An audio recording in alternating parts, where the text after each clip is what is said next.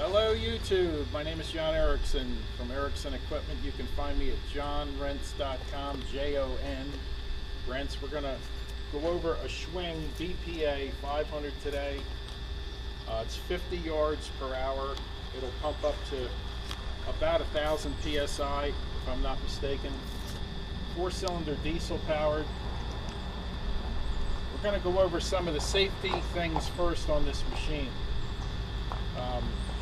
After you drop these jacks, crank the front up, get your machine stable. You want safety glasses, door safety goggles, safety shield, whatever. Good waterproof gloves. It has emergency stops, one here, one on the other side. The pump is in neutral. Make sure all your clamps are clamped completely. Alright. Anybody standing around doesn't want to be near pipes, connections, clamps, in case this and the concrete plugs. Alright, now before you start pumping concrete, this is a release agent to spray over the back half of the machine. Just coat the whole thing and inside the hopper, and your concrete at the end of the day will wash right off. This is a mixture of 10 to 1, and we give you along with it the release agent. There is a water box here to lubricate the packing in the concrete pump. That needs to be filled up and drained every day, especially in the wintertime. It'll freeze up. The drain's right on top. It's very easy to just release it and drop all your water out. That's a must. You have to fill that with water, don't forget. Okay, a couple of adjustments. There's an adjustment underneath here, a round wheel. You can slow up the pump as slow as you want to run it. Alright, not real slow in hot weather. Or you can open it up and pump as much as you can put in it with a truck.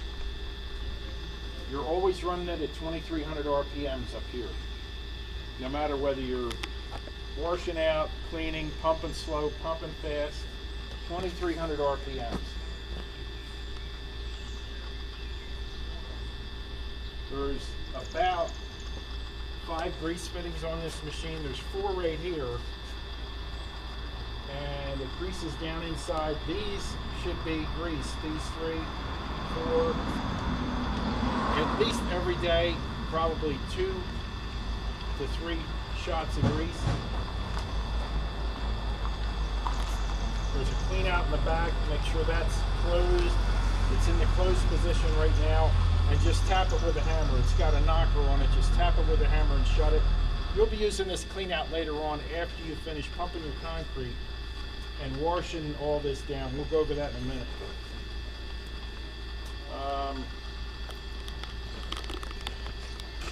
Okay, so again, coating the machine, half of it.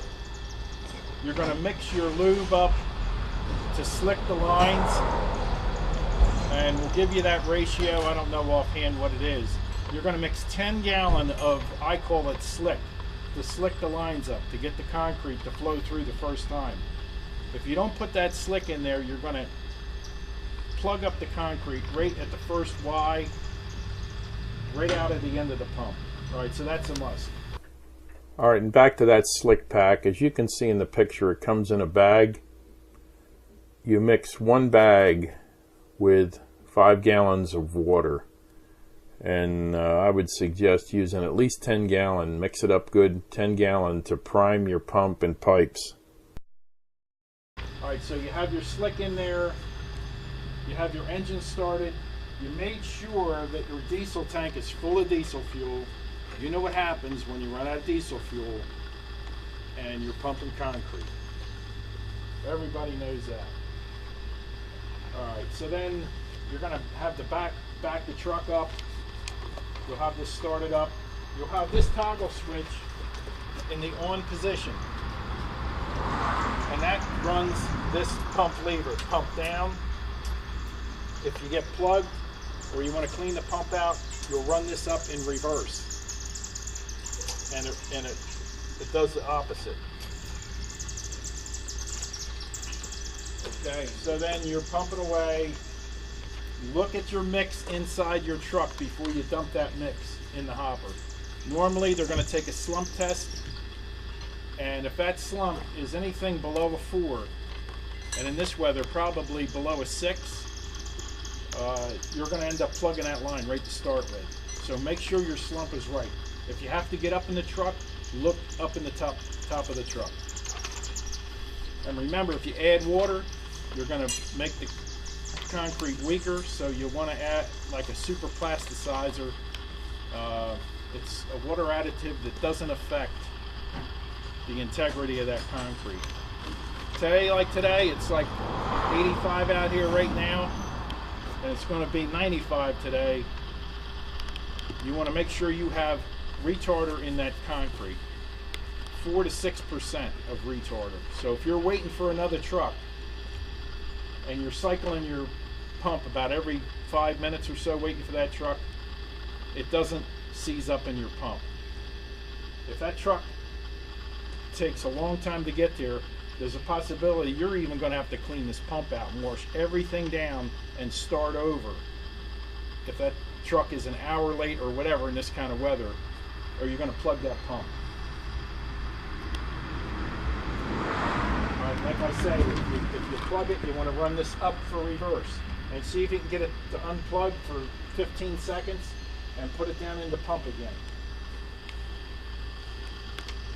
Yeah, make sure your fuel filters have no more than 50 hours on them. In this case, I think they have 15 hours on them. There's a fuel filter here, and that's the oil filter. You don't have to worry about that, but that is the fuel filter. You know, look over your machine before you start. Make sure you don't have a leaky hose or something that's going to cause a problem here, because you don't want a problem when there's concrete in there, and the concrete is not going to wait for you.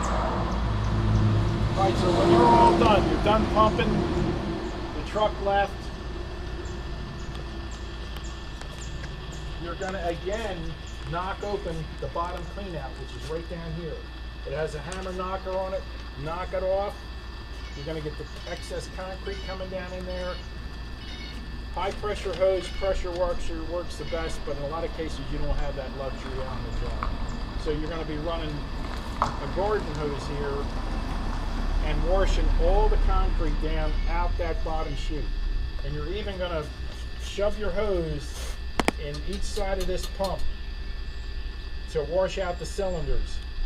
Shove the hose all the way up in there, hit your pump, the valve will go over to the other cylinder because there's 2 pumping cylinders in this machine. Okay? When it's open, it's intake. When it's closed, it's pumping. So just hit the lever once and cycle it. You hear the bang. Stop right there. Run your hose back up inside and wash out as much as you can. Everything gets washed down. All the concrete off of it. Use a brush, whatever you have to do to clean this thing up. And you might have to do it in this kind of weather, like at noontime. If you're going to have lunch, you're going to have to clean this machine. It's not going to wait for you. Okay? After you think you have all the concrete out, now knock your bottom lid back on down here. Knock it on with a hammer. Fill this thing up with water.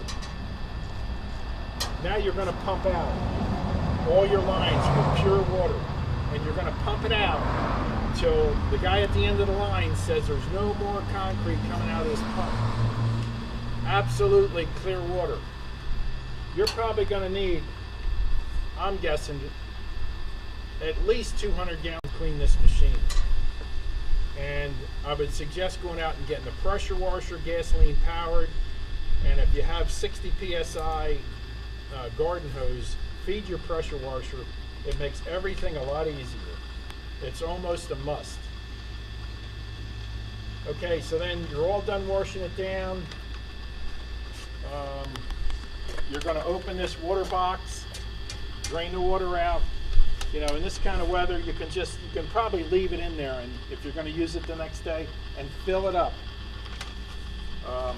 You know, water's going to drip out of here. It's no big deal, but it must be full when you start. If you're going to pump all day long, you better check that water box at noon and make sure it's got water in it. All right, again, the grease fittings, once a day, probably in the morning. Your controls up here, you're only going to use this remote on. There's no remote with this machine. I believe this is where the remote plugs in, but there's no remote. So you're going to put it on the on position. That'll give you electric. If for some reason, now listen, this is important. If for some reason this thing stops pumping, the first thing you want to do is hit this bypass. If you lose electric to that solenoid, it's going to stop pumping. You might think you're plugged, and you might not be plugged. So you want to reach in here and hold this bypass down, and that'll make the pump function. All right, now you can either continue on with somebody holding that button, or if you're almost at the end of your pour, you could wait and fix it or whatever, but you're going to have to hold that button if you clean this machine out. This lever, pump and unpump, does not work without this electric solenoid working. So like again, right on the top here, top vertical, I got an arrow there, bypass electric, hold it down. If you have to, cut a piece of wood to go in here or whatever. This is an extreme, you know, when this machine gets older, you could have a problem like that, but this machine is in good shape. Okay, you have your start button right here, start it up.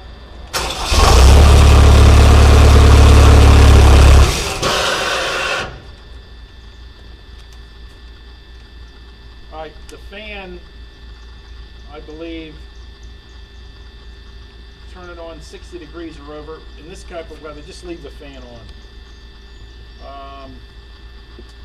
Your hydraulic oil temperature, I wouldn't be too concerned about that, but you can see the oil level in here is right up to snuff. And I think that is about it. You know, you have to put that release agent on there. There's a vibrator that goes in the back of this thing that'll vibrate that concrete down. If it's getting a little stiff and you're waiting for another truck, turn your vibrator on and all that concrete will vibrate through this lid as long as it's at least a 4 to 6 slump. This thing likes 3/8 gravel. They call it a pump mix. Don't be putting regular concrete, 3/4 stone in this machine, because you're probably going to lock it up. All right, and in the picture you'll see the pig balls to run through your pipes to get the cement pushed out. The left one, the yellow one, is a 4-inch. Stuff it in the pipe. The one on the right is orange, is for a 2-inch pipe. You start out with the smallest pipe pig first. All right, if you have 2-inch on the end, run the 2-inch first. Make sure it's cleaned out. Unhook it, and then run your yellow ball through to clean the 4-inch out. Also, if you had a 3-inch pipe in the middle, you would go the 2 first, then the 3, after taking the previous pipes off, and then you take the 3 off, and then you run the 4 through. The 4 will not fit through a 3-inch pipe, and the 3 will not fit through a 2-inch pipe. That's why you have to take the pipes off. Now at the end, if you want to double check and make sure everything is cleaned, hook the pipes back up again, run the 2-inch through, unhook the pipes, 3-inch through if you have it, unhook the pipes, and then the 4-inch through finally. If you're running 5-inch, of course, then you need a 5-inch pig. Okay? Read all the safety stickers on this machine before you go to use it. If you have to, go to Schwing's website, call up a Schwing dealer. I'm not a Schwing dealer, this is just a pump I have. And Schwing is my choice of concrete pumps.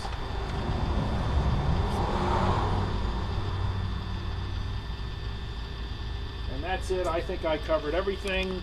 Bye, YouTube.